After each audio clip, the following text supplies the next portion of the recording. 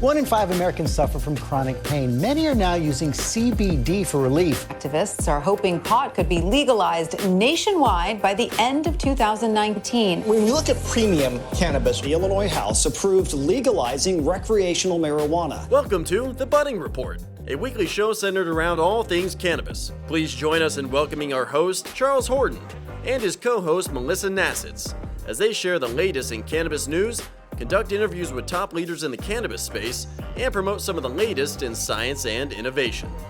And now to our host, Charles Horton. Good morning, everybody, and welcome to the Budding Report. I'm sad to say I'm back from Hawaii, but very happy to be back in the studio with my lovely co-host, Melissa. Melissa, what did you do with this weather, though? When I was in Hawaii, it was like a low of 70, a high of 85, and I come here, and we had like a freeze. I was blaming you for coming back and bringing it. I don't know. I have a backyard full of Hawaiian-type plants, and I got up the other morning, and they're all dead. They don't like freezes very much. They handled like 38, but they did not handle, I think we got down to like 28 the other night, didn't we? Yeah, it's cold. It definitely is, but it's Texas. We'll be back up again here. Give it another week or so. How was your Thanksgiving? It was good. I was supposed to actually travel. Unfortunately, where we were traveling was El Paso. So, yeah. Needless to say, we didn't travel. Probably a good thing. It is a good thing. But of course, sad for not getting to be with family. But I kept it very, low key. I did a little run on Thanksgiving morning. Kept the virtual turkey trot alive. My daughter wasn't real happy with me, but we did. We earned our turkey, so to speak, and so it was good. Good. But I'm glad to be back, and I'm really glad you're back because although I did feel very in charge sitting up here by myself, but it's lonely. It's lonely at the top. Well, I love our chemistry. It was I miss being in Hawaii. Maybe next time you come to Hawaii with me and we do it from there. We get big sponsorships and they cover us. There we go. We can do it all every day. Christian, how are you doing? How was your Thanksgiving? It was good, Charles. We did something a little bit different. It was just my business partner and I, and he had gone deer hunting and was able to, with some friends, was able to get some of the meat. And he's recently become very prolific with a smoker. And so he smoked this meat and then kind of reverse seared it at the end. We had some other healthy kind of accompaniments. It was outstanding. So deer meat was good, huh? It tasted like filet mignon, I swear. I could not believe how good it was. So, I bought this 55 acres in Marshall that I'm doing a retreat center on, and we have deer on the property, and I'm like wanting to, have them as pets and put food out and attract them, but there's also some hunting blinds on the easements that are clear, so maybe that's not such a good idea. I know I'm a hypocrite. I love eating meat, but I don't think I could kill it and eat it. Chris, how was your Thanksgiving? It was great, Charles. I went down to Galveston with my wife and baby, with our bubble family, my mom, my dad, my brother, all in our bubble. And so we hung out at the Galveston beach. And probably the only low light was we are Cowboy fans. So watching Mike McCarthy make that 4th and 10 fake punt call and then deny that it was a dumb call was probably the low light of the Thanksgiving. But everything else was great. Normally I say, what's a cowboy? I'm not a very good Dallas person. I don't follow sports, but I'm glad you do, and sorry you weren't happy about it. Well, we're going to jump right into the news. You're going to get a better introduction on our guests in just a minute, but we have Chris Day with Project Evolve today, and we have Charles Vest with Big Up CBD. So those are our guests. We're going to have a great show. But first, in the news, what's up in the news, Chris? Well, unbeknownst to most people, that Oklahoma actually has one of the most burgeoning cannabis markets in the country. They have a medical marijuana market that is almost like the Wild West. It's a libertarian dream. There's really no restriction on getting licenses there. So there's over 9,000 licenses given out since 2018, and people can get marijuana cards for practically anything. Just the trauma of the pandemic, the anxiety of the pandemic would be enough to get a marijuana card there. So they're having a market that's it's very odd that it's doing so well there, because it's a very red state with legislators and governors that are very much anti-drug, anti-cannabis. So when it went to the polls, the voters actually said the opposite of what the legislators would have said. They said, we want this substance. We're in a state that has a huge opioid crisis because we take things to deal with the trauma of the poor economy, the poor educational system here. And cannabis is a much better alternative to most of those opioids. So it's been doing extremely well there, generating hundreds of millions of dollars in taxes in just 10 months of this year, which can go to education. And it's a great market, probably, for full legalization in a couple years. It's expected to be on the ballot. And that's really where Texas will have to be really fearful if Oklahoma has full legalization, because it's just going to be capital flight from Texas, just like with the casinos in Louisiana, money just going out and out and out and not being taken back in by our lottery. So I think Oklahoma is a really stark example for what's going to happen in Texas if we don't legalize marijuana. And then there's also been a lot of tension there in the medical community, because certain people are getting medical marijuana cards and they go back to their normal doctor, their regular doctor, who is refusing to treat them for pain. And so I wanted to bring in Dr. Shaw, to give us a little insight on that. So these are great points and concerns, Chris. I think the first thing that our audience has to appreciate is that physicians are like any other individual. You would expect, hypothetically, that they would be objective in such matters, but just like some people have notions that would bias them against cannabis use and others are in favor of it, similar are doctors. And it is bothersome to me because I think there is substantial evidence that has demonstrated the medical efficacy of cannabis for a variety of medical conditions. But we are still going to experience a resistance from some doctors from wanting to prescribe it and or honoring such prescription. And in the case that you brought up with pain management, I think it's unacceptable, really, now that we have international guidelines that have been set forth that can instruct responsible pain management practices using cannabis, for certain doctors to be so dismissive of this when this is a very good alternative, non-opiate-based medication for managing pain. Do you see much, Dr. Shaw, do you ever see much of anybody in your community, the doctor community, that fears losing their license if they treat somebody that's using medical marijuana? Or what is that fear based on, is what I was... So I certainly can comment on that kind of both personally. So years ago when I was back in training in New Mexico, a resident of mine, we discussed the idea, hey, maybe we should open up a side practice and start granting medical cannabis recommendations, which typically the way the pathway was, I believe it still is in New Mexico, is the physician would evaluate a patient for a potentially indicated condition that would be listed as acceptable for receiving cannabis. Simply fill out a form, and then that form would be transmitted to the Department of Health, who would then grant the medical card to the patient. But at the time, I mean, this was over 10 years ago, we were concerned that this is still a federal issue, and is it really worth sticking our necks out when, even if the state is sympathetic to it, are the feds going to come in and really cause us some concern? And so that probably represents some otherwise open doctors to doing this, that they think that, sure, the state has legalized it, we have a medical program, however, what happens if the DEA comes in or the feds? Is that going to really jeopardize my medical practice and my professional life? One thing that I think that is worth mentioning, I mean, obviously there's a lot to be learned here, but I think the fact that they have made it so easy to get a license in Oklahoma with $2,500 is your application fee, is that they've almost completely eradicated the black market aspect. So the criminal sell of marijuana is almost non-existent. I mean, that alone to me seems like a huge opportunity, especially considering Oklahoma is one of the worst states for incarceration when it came to nonviolent crimes.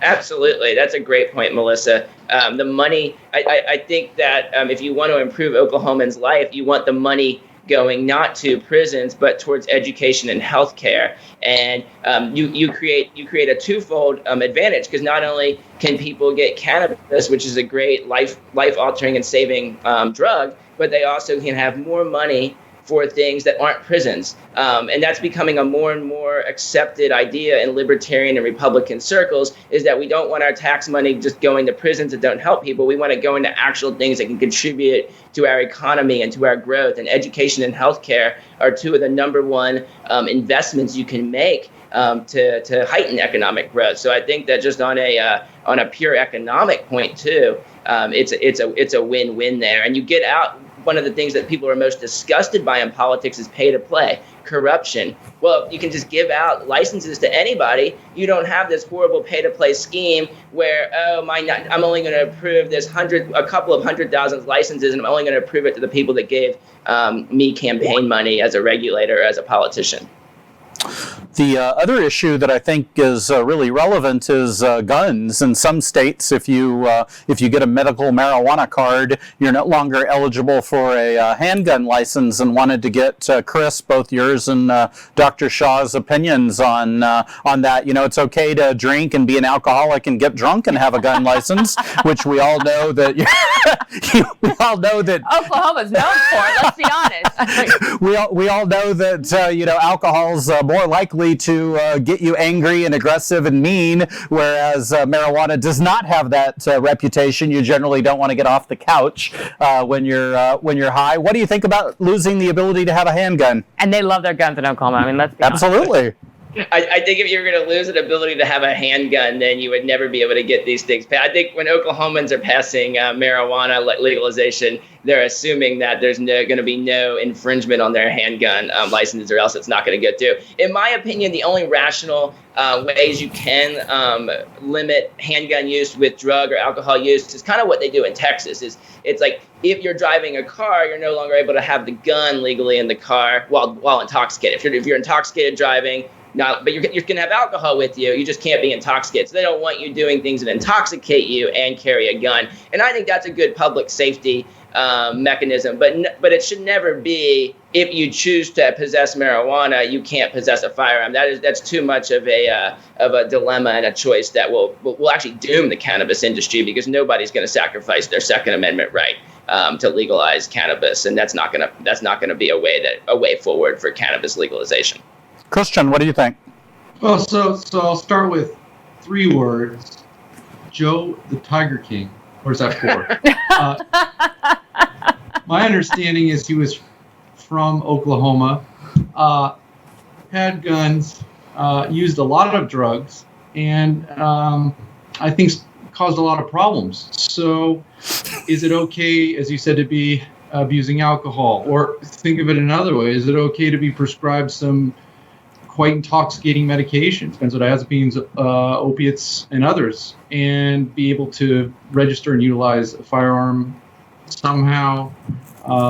Because of the current status with cannabis still as a Schedule 1, I think that they just rely on it for that purpose. There's absolutely, in my mind, no medical justification why certain impairing drugs would be permissible, whereas cannabis would not. And I think it really goes back to the idea of the scheduling of cannabis at the moment. So, Christian, I was watching a Facebook news post about some of the pardons that President Trump is doing on his way out of the office, and the first thing I'm thinking, Tiger King needs to be pardoned. What are your thoughts there, Christian? I'm very sympathetic to animals. I'm not the one that would be out there volunteering. I don't own any animals. I've had girlfriends that have way too many pets.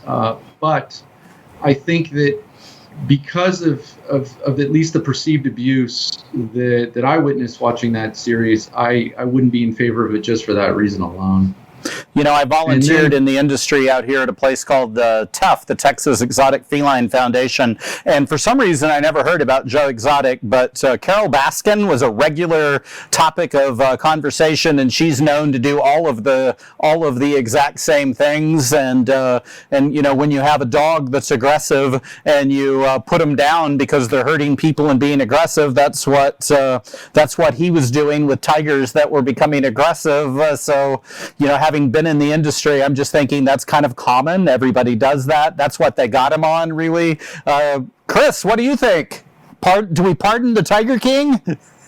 Well, as a criminal defense attorney, I don't want anybody. I think I'm against incarceration for the most part.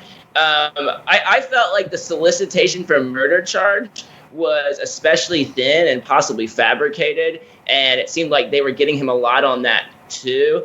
And so just based on my assessment from the documentary, without having seen any evidence, I'd go ahead and pardon him if I was president.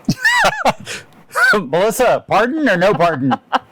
I think they're all guilty as hell, so I don't know. I'd put them all in jail. I went up there like a few days before they closed, and there was a lady at the front desk that was on the show, and there weren't very many guests there at all. And I sat down and talked with her, and man, you even bring him up, and her hair stands up. She hates him. It was a miserable environment. Apparently, he wasn't a very good boss, but was he guilty? In her mind, hell yeah, and he needs to be where he's at. But going from the show, I don't think he's any more guilty than that Carol Baskin. Well, as I said, lock them all up. I think they're all guilty as hell. Probably a lot more than we're even aware of. Let's put it that way. Okay, well, we got way off topic, but I had fun with it. So we're going to go. Oh, Michael's giving me the wrap it. No, that wasn't the wrap it up sign. Okay. Well, I know we're well over that time, but I was having fun. So we're going to go off to a quick commercial break. When we come back, we will have Chris Day, co-founder of Project Evolved. We'll be right back. Hello. Here on my lunch run in the middle of the heat where I get my break really quick after training clients and leading some classes. I am taking my Simply Satisfy. It is 3 sprays, organic hemp. Next one is my Simply Start. You can take it twice a day or once a day. I already took one morning dose. I'm now taking my afternoon dose. One little yummy organic hemp. Try to check them out. Simply Generous. Helicopter. Alright, time to go training. Run down the hill. Bye-bye. And we're back. I'd like to welcome Chris Day. He is co-founder of Project Evolve. He has a long track record of helping companies think differently to achieve more and grow faster, which of course everybody's looking for. He has almost 30 years of corporate reinvention, small business growth, and marketing excellence under his belt. And he currently spends his time helping multinational cannabis companies drive growth within this multi-billion-dollar marketplace. He's co-founder of the Global Cannabis Network Collection. He has a business partner, Jillian Reddish, and they work to drive knowledge share and business connectivity for their members. So we're very happy to have you. And I'd like to kick it off with, what was the thought of transitioning out of your previous career and into cannabis? Well, I spent several decades actually in advertising and working with companies to message their brands and their products and everything. But the truth is, after you do that for a while, it becomes somewhat methodical. And I wanted to make a positive impact in some place that could really benefit from my experience in conquering challenging marketing questions and communications issues. And cannabis is full of those. And I really felt like I could help not only companies, but people and entire countries and continents to make a difference when it came to medicinal cannabis use and really educating a global population that has been misled for a long time to become reinformed and reinvigorated with new information. Where are you calling in from? I'm actually based out of Denver, Colorado. So during the intro, you all were talking about Texas. I sped down there over Thanksgiving to eat turkey, but got back up here because we finally have ski areas open for the first time since March. That's good news. Is it colder? Is it colder here or there when you came down? Oh, definitely here in Denver. So I know. It's just I know we're y'all used to being start warm. whining when it gets below 50, but that's all right. The few times that it freezes, and especially if it affects the freeways, we are not good with any kind of snow on the freeways at all. Well, it was like 90 last night. I know. Be honest. It's like your blood's thin. You don't know. Yeah. Okay, so you were previously at MJ Biz Daily as VP of External Relations and Marketing during a spectacular time of growth with them with MJ Biz Con. Are there plans for you to continue to engage in the cannabis event space? There are somewhat. I am spending almost all of my time working in international markets. And so there are a number of emerging markets that I'm particularly interested in helping to support. Mexico is coming up in the very near term. They're just now finishing up their legalization framework. So that's exciting. Been spending a lot of time talking to organizations that are producing B2B shows in the Southern Africa region, Australia and Asia. So yes, but almost exclusively internationally. Here in the US, I just like supporting all of my previous event partners in cannabis.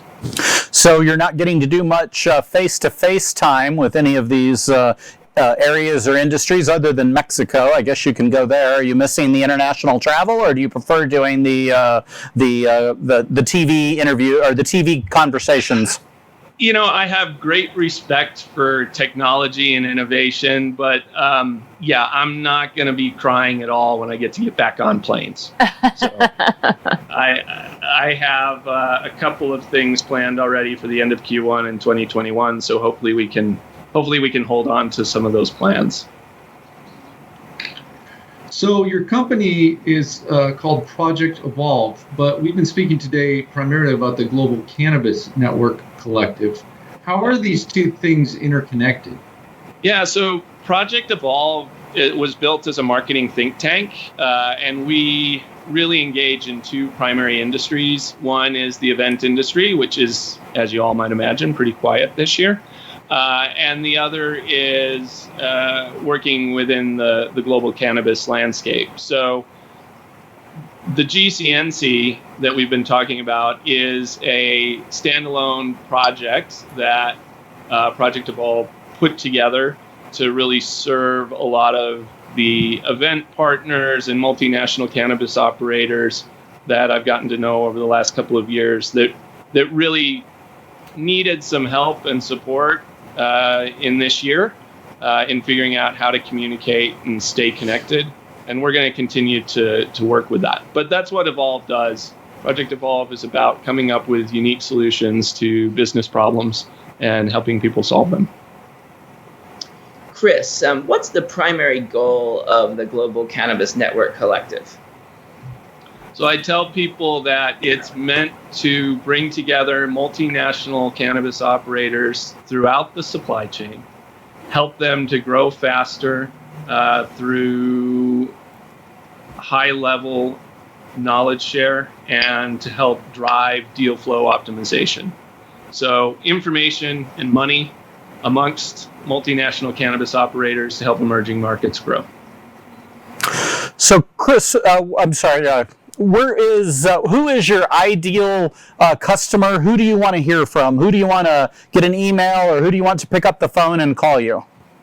Well, in terms of our membership, these are companies that are newly licensed or established within their particular country, region. Here we do have folks in certain states that have multinational operations, and they understand that the industry is stronger together than them trying to figure out all of the business problems alone. And so they're interested in working with other successful businesses to grow their own and expand the international market landscape. We've got dozens of them in Latin America right now, Europe, Canada, several out of Australia, and are adding on some new companies in Asia. And all of them, their primary goal and reason for working with us is to lift all boats. Compliance in a multinational environment sounds so complicated. I owned a loan company prior to 2 years ago when we were in 6 different states, and trying to comply with all the various different state laws and the changing state laws was complicated, and we were trying to get a national license. I know right now we don't even have national decriminalization or legalization. Do you think there's any chance in the future that people will be able, or companies will be able to get a national license to be able to sell and distribute marijuana? I mean, we'll see in the United States, but I have several members. One is a good example, Little Green Pharma. They're a fully vertically integrated producer out of Perth, Australia, that distributes nationally in Australia. Just landed product in Germany through, they have their EU GMP certifications and are going through batch testing now for selling into Germany, and already operational in the UK. So it is happening in other parts of the world already, for sure. We just got to keep pushing here in the US to get that national sort of landscape so we can do multi-state transactions. Chris, what do you think about that possibility of multi-state transactions? Oh, I think the possibility is great if we can just get this legalization bill passed. It would be it would definitely be on the table. Absolutely, I think that's the first thing that happens when legalization occurs. And of course, I mean, it's just all dependent on the Georgia election. I mean, it's really simplified the landscape right now. If the Democrats win Georgia, we'll have legalization and multi-state transactions within the year. If they don't, I think we're gonna have to wait till 2022. Either that, or we have to figure out how to make it the Republicans' idea. I like that. Make it Mitch McConnell's idea. Yep. I wanted to ask that's how we got hemp, right? Yeah, there you go. Hey, Chris, because you're working in multiple countries, I'm curious, especially when you brought up Australia, if you think one of the reasons that there is more opposition in the States, are there more deep pockets that are trying to drag their feet, waiting, for the big money to get in, try to corner the market, where you don't have as much of that influence in places like Australia or South Africa? I think that was true. But when I was at MJ Biz the last several years, 3 years ago, you had all of these big corporate types sort of clandestinely attending the show under a different company name or a different name, right? But they were on the floor. Now they're all out there in the open. I really don't think that it's corporations trying to hold it back. They're certainly trying to modify the laws and the systems in their favor. I mean, that's always going to be the case.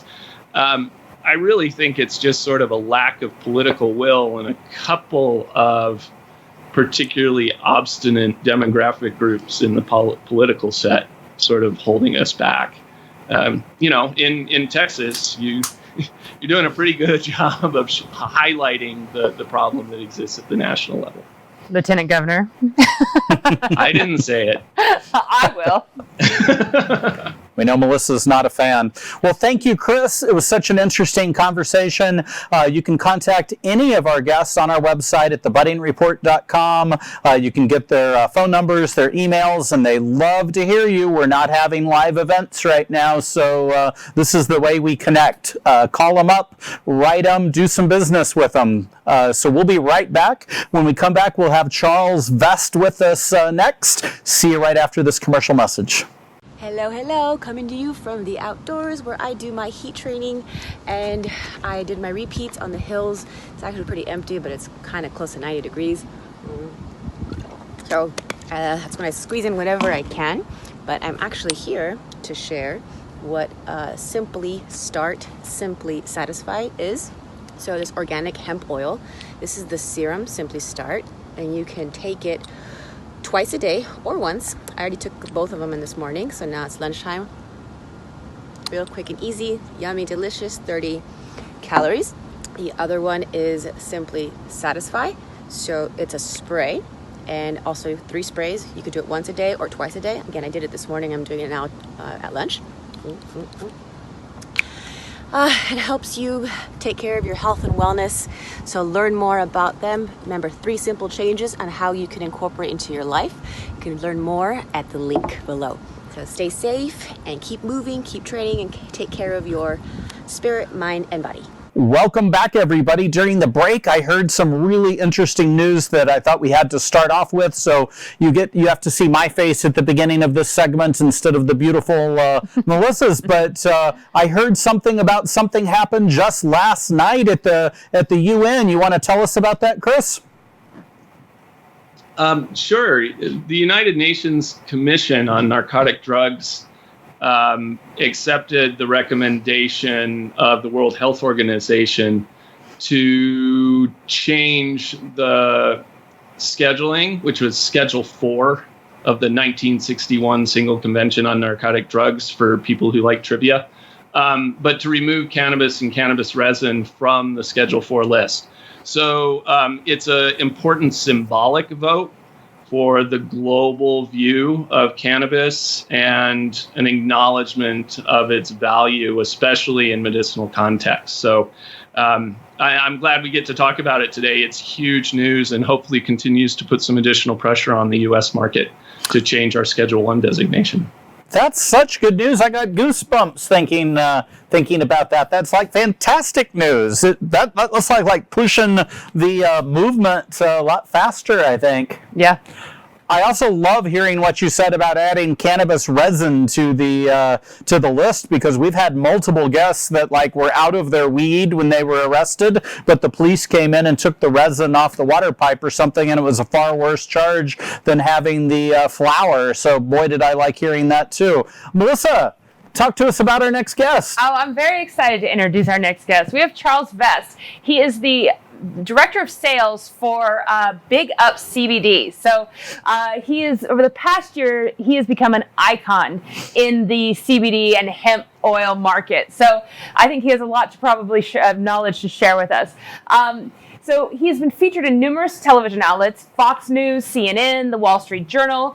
He's known for assisting many families in dire need of CBD and hemp oil in many states, like our own here in Texas, Florida, Pennsylvania.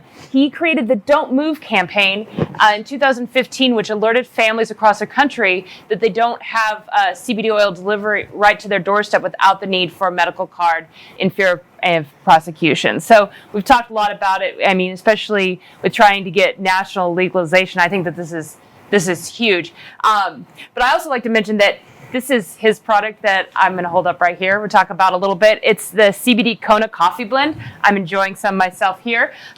And coffee's already popular. I'm a huge fan myself. So what makes your coffee different?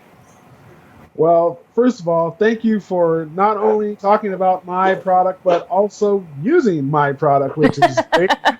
And I'm surprised Charles isn't a bigger coffee fan, because he spends a lot of time in Hawaii, and our coffee is authentic Kona coffee. Charles, think about that for a second before you change your mind on our coffee. So this is a market that many people are asking for, and the reason is that there are so many coffee drinkers, period. And so when you think about adding CBD to anything, coffee just seems to make sense. And for all the companies that I've helped launch and that are still doing well today, they all kind of come to a point where they go, we need something different. We need to be different.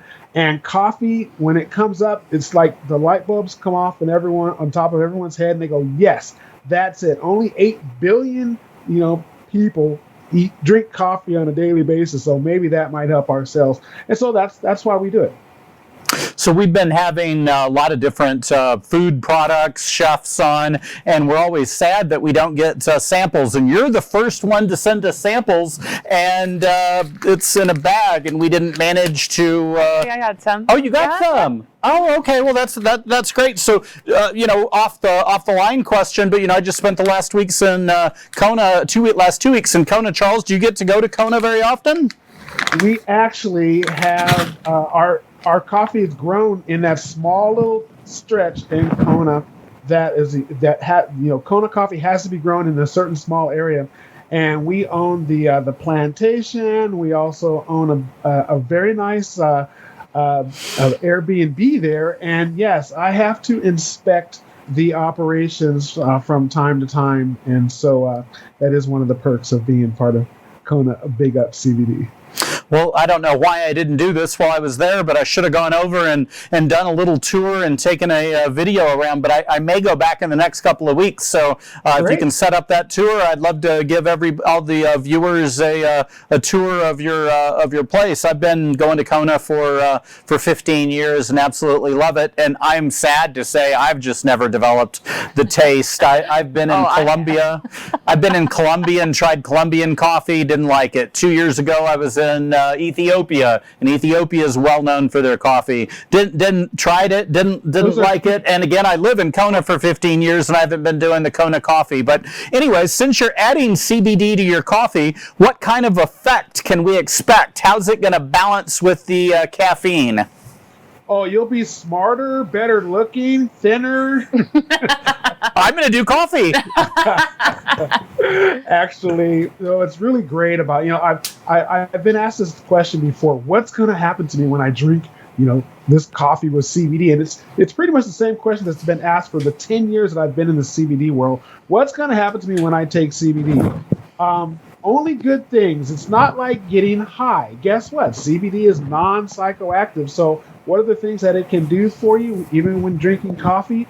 Well, I kind of call it a relaxed intensity. Wouldn't it be nice to have, the buzz of coffee, but still not get the jitters? And so that's kind of how I let people know what's going to happen when they drink something that, when you add CBD to a something that you're already doing, like a smoothie or a shake or your coffee.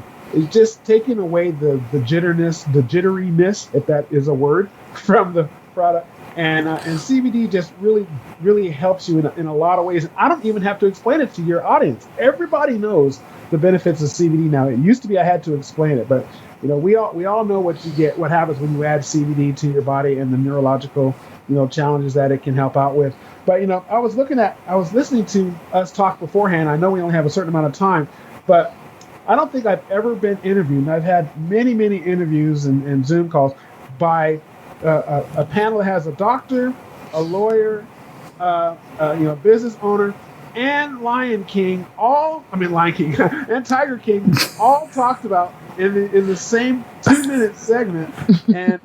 And so I'm going to throw one more name into the mix for maybe something to add to what we're talking about, to the discussion. And that is, did anybody see that there was a pay-per-view fight that had Mike Tyson, Roy Jones Jr.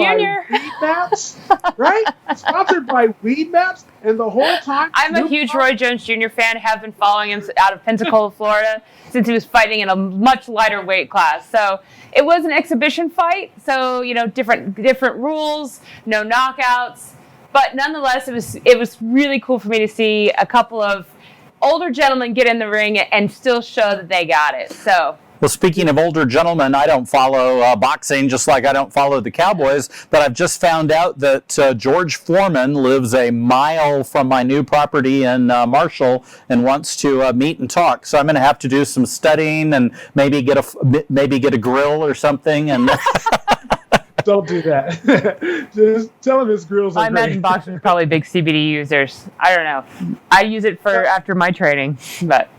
You know that CBD is huge in the UFC, huge in boxing now. It's actually approved. You're muted, Charles. He's not. Sorry, I'm here. You're actually approved. It's actually approved in many of the boxing rules. Now, am I gone? Did we lose me for a second? No, we can hear you. Melissa probably needs your batteries checked. Oh, I'm sorry. Okay. So, but I wanted just to mention that Snoop Dogg, which is the greatest advocate for cannabis on the planet, right? He probably can change the laws himself.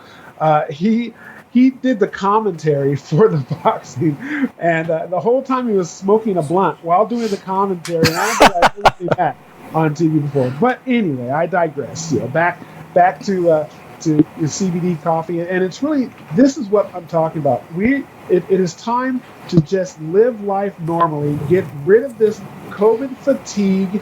We all need to just chill a little bit And CBD and CBD coffee is a great way to kind of get that COVID relief and anxiety, mood relief, and just let's just get back to things normal, and great calming cup of coffee would be the way to do it. Well, I think we need to get some of your CBD coffee to all the media out there with the continued, in my mind, fear mongering of COVID. Maybe that'll chill everyone out. Are there any other benefits that you want to speak to with Big Up CBD? Well, I'm so glad you asked that question. From a doctor's perspective, I don't know how to say it correctly, so I'm just going to kind of hint to it and then let you take over from there. Isn't there a strong connection between CBD and the ECS and your immune system that might be something that people want to pay attention to? I've never heard of that. Quite honestly, yeah, I think some of the initial discoveries of CBD were the anxiolytic effect, which you talked about briefly earlier, and I thought that was interesting because I never thought, hey, people that have a bit of the caffeine kind of jittering, that might be offset by the anxiolytic factors of CBD. That's a great idea. The other thing that I identified back in the day, before this kind of new resurgence of CBD research, was its anti-inflammatory, kind of immunomodulating aspects to it. So you're absolutely right. And as research unfolds further with the endocannabinoid system, we're realizing that it is involved in numerous kind of vital biological processes, not just for humans, but across all species. So it's pretty exciting stuff. Thank you. I could not have said it better myself. That was good. So Charles, where are you on the supply chain? Are you just a distributor, or do you have input in regards to the farming, the quality of the CBD, the testing, things like that? Yes, all of the above. Actually, like I mentioned before, we actually own the plantation, and so we own the facilities that do the harvesting, the drying, everything that has to do with it, including distribution. And so what's great about that is, being part of the entire process of the supply chain, we can make any adds or changes when needed. But even more importantly, there's a lot of people that might be paying attention to this show that want to have their own type of CBD, infused or added to their product line. And we're able to do that too. And so you can contact me and we can give you your own version of your CBD coffee or add CBD to your products.